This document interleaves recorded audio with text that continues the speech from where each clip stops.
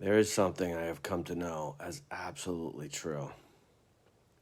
When you have a strong emotional reaction to something in your life, there's a string attached to it every time. A string. And that string runs backward, not into the present moment, but into your past, into a moment where something happened. And more importantly, into a moment where you decided what it meant. That's the part most people miss. It's not the event, it's the meaning you made in the event. And when someone ignores you now and you feel a surge of anger, when someone criticizes you now and your body tightens, when someone pulls away and panic rises in your chest, you think it's about them. You think it's about this moment. But the intensity, the charge, the electricity, that belongs to something older. That belongs to a younger version of you. Who made a decision? Maybe the decision was, I'm not important, I'm not safe, I'm too much, I'm not enough, I can't trust anyone, I have to do it all alone. These beliefs don't form intellectually, they form in moments of overwhelm. Moments when your nervous system didn't have the capacity to process what was happening. So your mind did what it does best. It created a story. And that story kept you safe. At least it tried to. But here's the thing. What protected you at 5 years old may be controlling you at 45.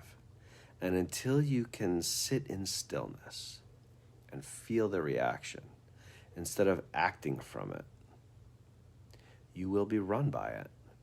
Not because you're weak, not because you lack discipline, but because unconscious material runs the show, always.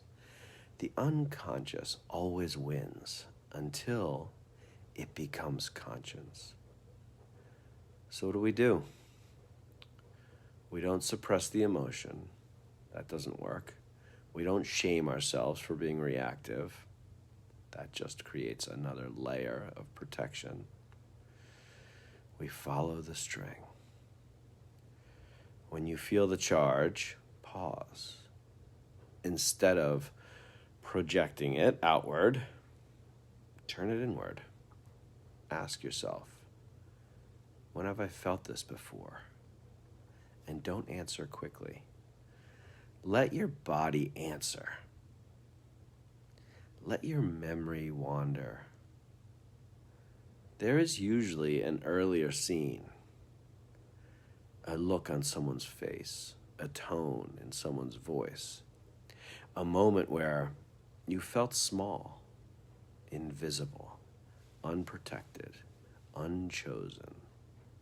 That's the string. And here's the profound discovery.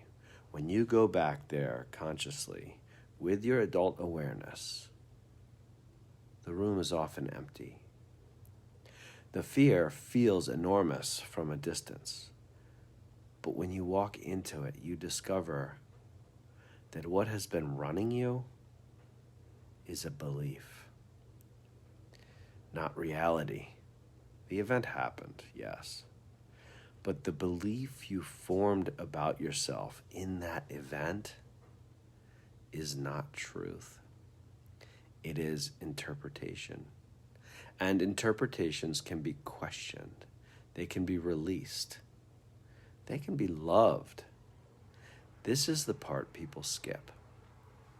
We think healing means erasing the past. It doesn't. Healing means revisiting it with consciousness, bringing the light of awareness into the room where the belief was formed. And often what you discover is that the child who formed that belief was brilliant. They did exactly what they needed to do to survive. The ego is not the enemy. It's a protector. It just doesn't know when the danger has passed.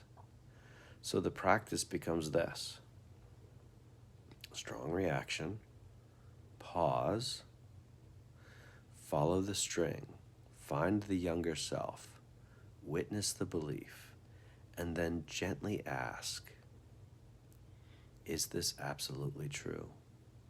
Is it true that I'm unworthy? Is it true that I'm unprotected? Is it true that I'm invisible? Or was that a conclusion drawn in a moment of overwhelm? When you question the belief, something shifts. The charge softens. The body settles. The present moment returns.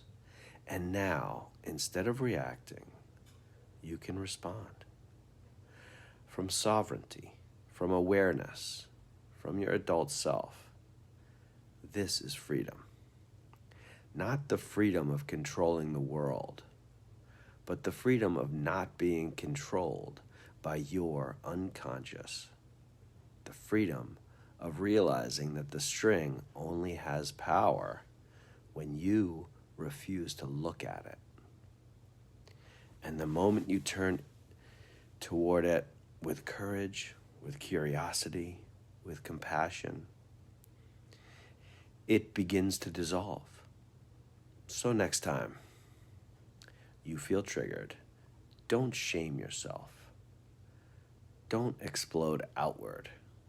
Don't collapse inward. Pause and ask, what is this really about? Follow the string. There is wisdom there. There is a younger part of you waiting to be seen.